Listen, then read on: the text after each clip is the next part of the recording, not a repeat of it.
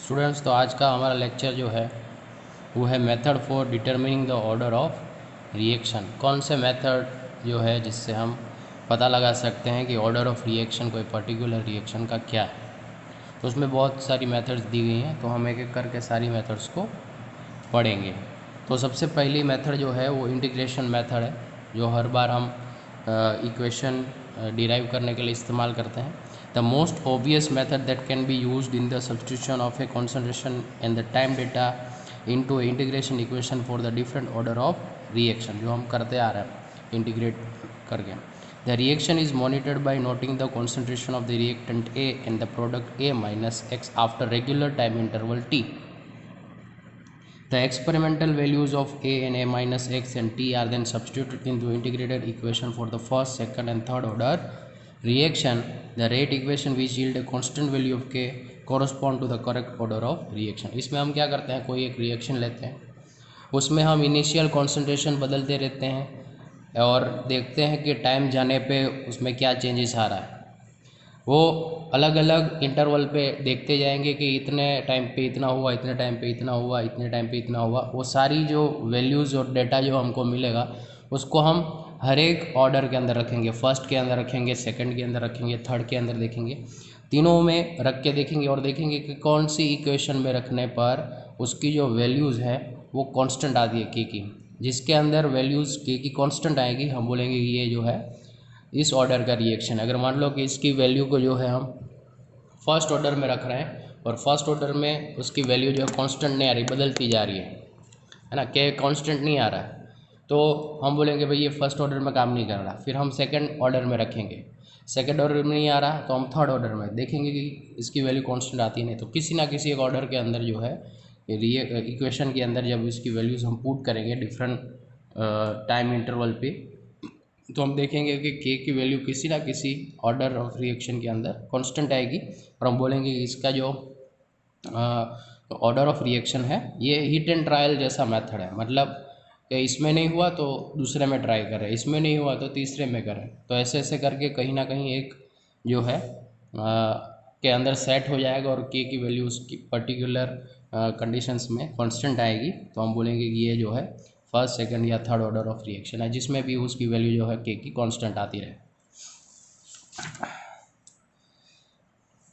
चलो, जैसे कि यहाँ पे लिखा भी है, this method of finding the order of reaction is essentially a method of hit and trial.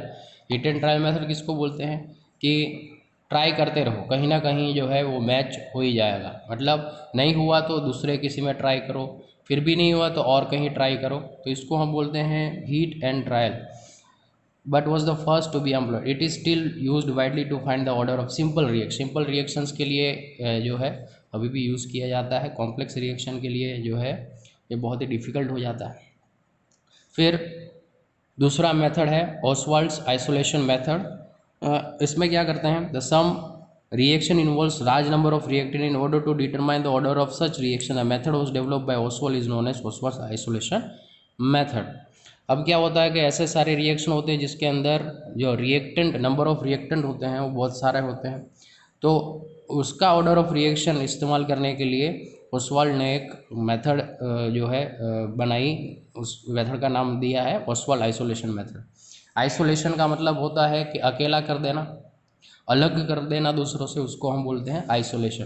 तो हम यहाँ पे भी वही करेंगे कि मान लो कि हमारे पास यहाँ पे एग्जांपल भी दिया है कि ए, बी और सी तीन रिएक्टेंट है जो रिएक्ट करके प्रोडक्ट बना रहे हैं, जैसे कि यहाँ पे दिया है। अब हम क्या करेंगे कि अगर हमको ऑर्डर ऑफ रिएक्शन इसके लिए फाइंड करना है तो हम क्या करेंगे, कोई भी एक, जैसे कि ए को रख दे, बी को रख दे या सी, किसी एक का जो कॉन्सेंट्रेशन होगा वो बहुत ही कम रखेंगे और बाकी की दोनों का जो कॉन्सेंट्रेशन है वो बहुत ही हाई कर देंगे। तुमने सूडो फर्स्ट ऑर्डर रिएक्शन भी पढ़ा होगा, उसी के जैसे कि मान लो कि तुम्हारे पास ए और बी, मान लो ए है और बी है, ठीक है, रेट जो है इन दोनों के कुछ ना कुछ पावर पे ऊपर जो है डिपेंड करती है। तो हम क्या करते हैं कि ये सेकंड ऑर्डर होगा क्योंकि दो रिएक्टेंट है, उनके ऊपर पावर है, तो कुछ ना कुछ जो है हम बोलेंगे कि दो के रिएक्टेंट के ऊपर ये जो है रेट डिपेंड कर रहा है, तो ये सेकेंड ऑर्डर होगा। पर हम क्या करते हैं कि इनमें से किसी एक का जो कॉन्सेंट्रेशन है वो बहुत हाई कर देते हैं, है ना, बहुत ही हाई कर देंगे, जिससे क्या होगा कि ये वैल्यू जो है क्या हो जाएगी, कांस्टेंट हो जाएगी। मतलब कि ए पूरा खर्च हो जाएगा, फिर भी बी के कॉन्सेंट्रेशन में कोई फ़र्क नहीं पड़ेगा। जैसे बोल लूँ कि दो भाई है, एक के पास 1 रुपया है, एक के पास 1000 रुपया, ठीक है, और उनकी मम्मी ने बोला कि एक ए और बी, जितना ए खर्च करेगा उतना ही बी खर्च करेगा, है ना। अब ऐसा नहीं कि इसके पास बी के पास जितना वो सारा खर्च करे, तो उसकी मम्मी ने बोला है कि अगर ए जितना खर्च करेगा उतना ही बी खर्च कर सकता है। तो ए ने तो अपना 1 रुपया खर्च कर दिया, चलो, मतलब ये इसके पास अब कुछ नहीं बचा, ए जो है हो गया ख़त्म, क्योंकि उसके पास 1 रुपया था, उसने खर्च किया, चॉकलेट ले लिया। तो बी ने भी क्या किया कि भाई उसने भी एक चॉकलेट ले लिया, तो इसके पास जो है अभी भी कितना बचा है, 999 बचा है। तो इसको हम बोल सकते हैं कि अप्रोक्सली ऐसा बोल सकते हैं कि 1000 रुपये, कुछ ज़्यादा फर्क नहीं आया है। पर इसका क्या है, ये तो पूरा ख़त्म हो गया, है ना, इसमें ज़्यादा फ़र्क आया, इसमें क्या हुआ है, ज़्यादा फ़र्क। इसके लिए 1 रुपया चला जाना बहुत फ़र्क है, इसके लिए 1 रुपया चला जाना कोई फ़र्क नहीं। तो हम बोलते हैं कि अगर इसका कॉन्सेंट्रेशन, बी का कॉन्सेंट्रेशन बहुत ही हाई है और ए का बहुत ही लो है, तो अगर ए पूरा ख़त्म हो जाए तो बी के कॉन्सेंट्रेशन में कोई फ़र्क नहीं आ रहा है। जब किसी ए के कॉन्सेंट्रेशन में फ़र्क नहीं आता तो हम उसको क्या ले लेते हैं, कांस्टेंट। तो क्या हो जाएगा कि बी की रेट के ऊपर, बी के कॉन्सेंट्रेशन का जो इफ़ेक्ट है रेट के ऊपर कुछ नहीं पड़ रहा, यानी कि जो भी रेट ऑफ रिएक्शन है वो किसके कॉन्सेंट्रेशन के ऊपर डिपेंड करेगा, सिर्फ ए के, ए कितना लिया है, ठीक है। तो ये था पहले क्या, सेकेंड ऑर्डर, पर हमने एक का कॉन्सेंट्रेशन इतना ज़्यादा बढ़ा दिया कि वो रेट ऑफ रिएक्शन को जो है अफेक्ट नहीं कर रहा है, तो सिर्फ एक ही के ऊपर ही रेट ऑफ रिएक्शन डिपेंड कर रहा है। तो इसको हम बोलते हैं कि ये सूडो फर्स्ट ऑर्डर है, फर्स्ट ऑर्डर है, पर कैसा, सूडो फॉल्स। दिखने में, जब लिखने में अगर हम देखेंगे तो वो सेकेंड ऑर्डर जैसा दिखेगा, पर जब वो रिएक्शन होगा तो वो जो है फर्स्ट ऑर्डर जैसा दिखेगा, इसलिए हम इसको सूडो फर्स्ट ऑर्डर रिएक्शन बोलते हैं। ऐसा ही हम यहाँ पे भी देख सकते हैं कि हमको अगर किसी एक की रेट डिपेंडेंसी देखनी है कि उसका कॉन्सेंट्रेशन इतना रखने से रेट ऑफ रिएक्शन में क्या चेंज आता है, तो एक को छोड़ के बाकी सबका कॉन्सेंट्रेशन बहुत ही हाई ले लेंगे, मतलब वो क्या हो जाएंगे, कांस्टेंट हो जाएंगे। फिर हम देखेंगे कि जिसका कॉन्सेंट्रेशन हमने कम लिया है उसकी वजह से रेट में क्या चेंज आ रहा है। तो हम धीरे धीरे सबका कर सकते हैं। जैसे ए का किया तो ए का हमें पता चल गया कि इसका कॉन्सेंट्रेशन और रेट का क्या रिलेशन है, फिर बी का करेंगे उसका रिलेशन क्या है, सी का करेंगे इसका रिलेशन क्या है, और जो भी रिलेशन आए उन सबको क्या कर देंगे, सम कर देंगे उन सब का। जैसे ही सम करेंगे हम तो ऑर्डर ऑफ रिएक्शन मिल जाएगा। तो यही सारी मेथड्स जो है हम इस्तेमाल करते हैं ऑर्डर ऑफ रिएक्शन फाइंड करने में। जैसे कि in this method the concentration of any one reactant is kept very less and concentration of other reactant is kept very excess, जैसे कि हमने अभी अभी बोला।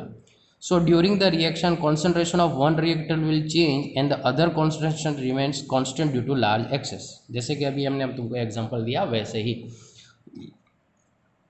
Thus all constant terms may be combined with the rate constant. Suppose we have a reaction A plus B plus C gives product, तो उसका rate of reaction कैसे देंगे कि D by D X D T is equal to K into concentration of A raise to A, B raise to B, C raise to C. अब suppose we conduct an experiment in which the concentration of reactant B and C are kept in large excess and the concentration of A is kept very less, यानी कि हम ऐसा experiment कर रहे हैं जिसमें B और सी का कॉन्सेंट्रेशन बहुत ही हाई ले रहे हैं और ए का बहुत ही लो ले रहे हैं। तो बी और सी कांस्टेंट हो जाएंगे, वो किसके साथ, के साथ जुड़ जाएंगे, के डैश बन जाएगा, नया कांस्टेंट बन जाएगा। कांस्टेंट के अंदर दूसरा कांस्टेंट लगा देते हैं तो एक नया कांस्टेंट बन जाता है। तो बी और सी जो है के साथ मिल जाएंगे तो के डैश बन जाएगा और सिर्फ बच जाएगा ए। A is kept very less. During the reaction, concentration of B and C remain constant and the concentration of A will change. A का concentration change होगा क्योंकि वो बहुत ही कम मात्रा में लिया। So combine the constant term with the rate constant K and the rate reaction will be. अब देखो कि इन दोनों बी और सी को हमने किसके अंदर ले लिया है, के अंदर, तो के जीरो एक नया कांस्टेंट बन गया। अब जो भी रेट होगा वो सिर्फ कॉन्सेंट्रेशन ऑफ ए के ऊपर ही डिपेंड करेगा, ना और बी और सी के, क्योंकि वो हमने कांस्टेंट ले लिए। वेर के जीरो इज इक्वल टू क्या हो जाएगा, के इंटू ये। सो द वैल्यूज़, अब के ज़ीरो क्या है, क्योंकि हमने इन दोनों को जो किसके साथ ले लिया है, के साथ ले लिया है, इसलिए हमने इसको यहाँ पे लिखा कि के ज़ीरो क्या है, तो इन दोनों कांस्टेंट के साथ के को मिला दिया, के ज़ीरो एक नया कांस्टेंट आ गया। So the values of A is the order of reaction with respect to reactant A is determined. तो हम फिर कैलकुलेट कर लेंगे कि ए की वजह से ऑर्डर ऑफ रिएक्शन में क्या चेंजेस हैं। Similarly keeping the concentration of A and C in large excess B is the order of reaction with respect to B can be determined. फिर हम बी को रख के ए सी को कांस्टेंट रख देंगे, वैसे तीनों का कर लेंगे। हर एक बार कोई ना कोई एक लो कॉन्सेंट्रेशन रखेंगे, बाकी के दो हाई कॉन्सेंट्रेशन रखेंगे, जो हाई रखेंगे वो जो है कांस्टेंट में चले जाएंगे। तो धीरे धीरे हमको तीन वैल्यूज़ मिलेगी, एक बार ए के लिए मिलेगी, एक बार बी के लिए मिलेगी और एक बार सी के लिए। और तीनों का ऑर्डर ऑफ रिएक्शन फाइंड करने के लिए हम तीनों को प्लस कर देंगे, तो हमें ए प्लस बी प्लस सी मिल जाएगा, तो हमें मिल जाएगा ऑर्डर ऑफ रिएक्शन। तो ये था ओस्वाल्ड्स आइसोलेशन मेथड। अब है method of half life period, a general expression for the half life period. ये उसी के जैसा ही है जैसे हमने तुमको बताया था, इसमें थोड़ा सा इक्वेशन का चेंज है। यहाँ पे हम क्या करते हैं कि वे यहाँ पे एक इक्वेशन दिया गया है जिसका इस्तेमाल जो है हम करेंगे। Where T half is the time required to complete the half reaction, A is the initial concentration of the reactant, N is the order of reaction. इसको यहाँ पे दिया A raise to N minus one, मतलब N यानी कि कोई भी order of reaction होगा, है ना, जिसकी अब ऑर्डर ऑफ रिएक्शन क्या हो सकता है, 0 1 2 3, यानी एन की वैल्यू जो है 0 1 2 3 4 इनफाइनाइट तक जा सकते हैं, वो है। ए क्या है, इनिशियल कॉन्सेंट्रेशन है। टी हाफ क्या है कि कितना टाइम लगा उसको कॉन्सेंट्रेशन को हाफ होने के लिए, वो टी हाफ होगा। Starting with the different initial concentration of A1 and A2 for the same reaction, the half life period T half 1 and T half 2 are determined by the performing two experiment. हम दो initial अलग अलग concentration लेंगे ए का, जिसको हम A1 और A2 लेंगे, और उसका हाफ लाइफ देंगे। क्या फ़र्क पड़ा कि A1 कॉन्सेंट्रेशन लेने पे टी हाफ में क्या फ़र्क पड़ा, A2 कॉन्सेंट्रेशन लेने पे टी हाफ पे क्या फ़र्क पड़ा। तो ए का जो टी हाफ होगा उसको टी हाफ 1, A2 का जो होगा उसको टी हाफ 2, दोनों का जो वैल्यू आएगा उसको जो है हम now applying above equation two the both experiment. यहाँ पे हम देख सकते हैं कि ये टी हाफ 1 का है और टी हाफ 2 का है, दोनों को जो है हम इस तरह लिख सकते हैं। फिर दोनों को साइड जो है लॉग ले लेना है, और उसमें n की वैल्यू को फाइंड करने के लिए हम जो है रीराइट करेंगे इक्वेशन को। जैसे ही हम रीराइट करेंगे हमें मिल जाएगा कि n क्या है, तो टी हाफ से भी हम n का वैल्यू जो है फाइंड कर सकते हैं। दूसरा है ग्राफिकल मेथड। इसमें आप ग्राफ की मदद से जो है ऑर्डर ऑफ रिएक्शन फाइंड कर सकते हैं। कैसे कि मान लो कि तुम्हारे पास जो एक्सपेरिमेंट तुमने किया उसमें कुछ ना कुछ वैल्यूज़ आएगी, तो तुम उस वैल्यू को ग्राफ में पुट करोगे और उस ग्राफ को कंपेयर करोगे फर्स्ट सेकंड जीरो इन सब के ग्राफ के साथ मैच करोगे, और देखो कि किसके साथ इसका ग्राफ मैच हो रहा है। जिसके साथ इसका ग्राफ मैच होगा हम बोलेंगे कि ये जो है particular type of order of reaction है। बस उतना ही होता है, इसमें और कुछ नहीं है, फिर भी पढ़ के दिखा दे। For a reaction A to product, if we want to find the order of reaction, the graph of experimentally obtained data is fitted with the rate constant equation different order reaction by one, and plot a graph of concentration against time, and then check the nature of obtained graph by comparing it with the graphs of different order of reaction। वही है, तुमने experiment किया, उसमें कुछ data आया, उस data को जो है ग्राफ में प्लॉट कर दिया, वही ग्राफ जो बना उसको दूसरे ऑर्डर ऑफ रिएक्शन के ग्राफ से कंपेयर करो, वो किसी ना किसी के साथ तो मैच होता ही होगा। मैच होने का मतलब उसका पैटर्न, जैसे कि जीरो ऑर्डर होगा तो रेट जो है सीधा लाइन दिखाएगा, है ना, यानी स्ट्रेट लाइन ग्राफ मिलेगा। जैसे हमने हर एक के लिए ग्राफ देखा है, इसका लिए तो जीरो ऑर्डर में हम देखें कि रेट और कॉन्सेंट्रेशन का जब ग्राफ करेंगे तो स्ट्रेट लाइन मिलता है और उसका स्लोप नेगेटिव आता है। अगर हम उसका कॉन्सेंट्रेशन ऑफ टाइम के साथ कम, तो ये दोनों के ग्राफ जो भी एक्सपेरिमेंट किया हुआ इन दोनों के ग्राफ बनाए जाते हैं और देखते हैं कि किसके साथ मैच कर रहा है। अगर ऐसा कुछ ग्राफ आ रहा है, स्ट्रेट लाइन आ रहा है, तो हम बोलेंगे भाई ज़ीरो ऑर्डर है। अगर मान लो कि इंक्रीज़ हो रहा है टाइम के साथ, कॉन्सेंट्रेशन के साथ रेट इंक्रीज़ कर रहा है, तो हम बोलेंगे ये फर्स्ट ऑर्डर है। तो हम देखेंगे कि किसका जो ग्राफ है किसके साथ मैच कर रहा है। तो जैसे ही वो मैच कर जाएगा हम बोलेंगे कि भाई ये फर्स्ट ऑर्डर, ज़ीरो ऑर्डर या थर्ड ऑर्डर का रिएक्शन है। बस वही चीज़ें हैं इसके अंदर, है ना। जैसे कि यहाँ पे उनको दिया है कि ऐसा जो वैल्यू आएगा इसको हम पुट करेंगे और देखेंगे भाई ये जो है कौन से ऑर्डर, जैसे कि यहाँ पे आया ऐसा ऊपर स्लोप ऊपर की ओर आया तो हम सेकंड ऑर्डर बोलेंगे, नीचे नेगेटिव स्लोप आएगा तो हम बोले फर्स्ट ऑर्डर है। तो दोनों में अलग अलग जो है स्लोप मिलता है, एक में नेगेटिव मिलता है, एक में पॉजिटिव मिलता है। अगर तुमने जो एक्सपेरिमेंट किया उसमें पॉजिटिव स्लोप मिलता है तो हम बोलेंगे सेकंड ऑर्डर है, नेगेटिव स्लोप मिलता है तो हम बोलेंगे फर्स्ट ऑर्डर। तो ऐसे ही हम जो है कंपेयर करके बता सकते हैं। अब लास्ट मेथड है went of differential method. This method was introduced by J.H. Ventoff in 1884 and depends on the fact that the rate of reaction varies as the nth power of concentration of the reactant। इनका कहने का मतलब क्या है कि rate of reaction कैसे बदलता है, ऐसे nth पावर, जैसे कि C⁻n, nth power of concentration of the reactant का कॉन्सेंट्रेशन nth पावर पे हम बदलते जाएंगे तो उसका रेट भी बदलते जाएगा। वो जो है ऐसा बोलेंगे डायरेक्टली प्रोपोर्शनल। तो उन्होंने के लिए जो है rate is equal to D C यानी सी यानी कॉन्सेंट्रेशन है हमारा रिएक्टेंट का, by D T is equal to K into C⁻n, where n is the order of reaction. If two experiment perform different initial concentration we can write. अगर हम ये एक ही रिएक्टेंट का इनिशियल कॉन्सेंट्रेशन बदल रहे और हम उसको कैलकुलेट करेंगे तो हमको जो है दो इक्वेशंस मिल जाएगी, दो वैल्यूज़ मिल जाएंगी, इसको जो है हम यहाँ पे लेंगे। फिर उन दोनों इक्वेशन का लॉग लेके उसमें से इक्वेशन 2 को 1 में से माइनस करेंगे, फिर जो है हमें n का वैल्यू मिलेगा, उसको जो है हम कैलकुलेट करके बता देंगे कि इसका ऑर्डर ऑफ रिएक्शन क्या है। ये भी सिंपल उसके जैसा ही है, जैसा हमने हाफ लाइफ में किया था वैसा ही है कि उसमें हाफ लाइफ लेते थे, इसमें जो है डायरेक्टली लेंगे, माइनस कर देंगे, n का वैल्यू इक्वेशंस में जो है निकाल के उसको कैलकुलेट कर लेंगे, जो भी वैल्यू आएगा वो हमारा ऑर्डर ऑफ रिएक्शन होगा। तो ये सारी मेथड्स थी जिससे हम ऑर्डर ऑफ रिएक्शंस जो है पता लगा सकते हैं। बहुत ही सिंपल और इजी, और इसमें ज़्यादातर हिट एंड ट्रायल मेथड हमने देखी है ना।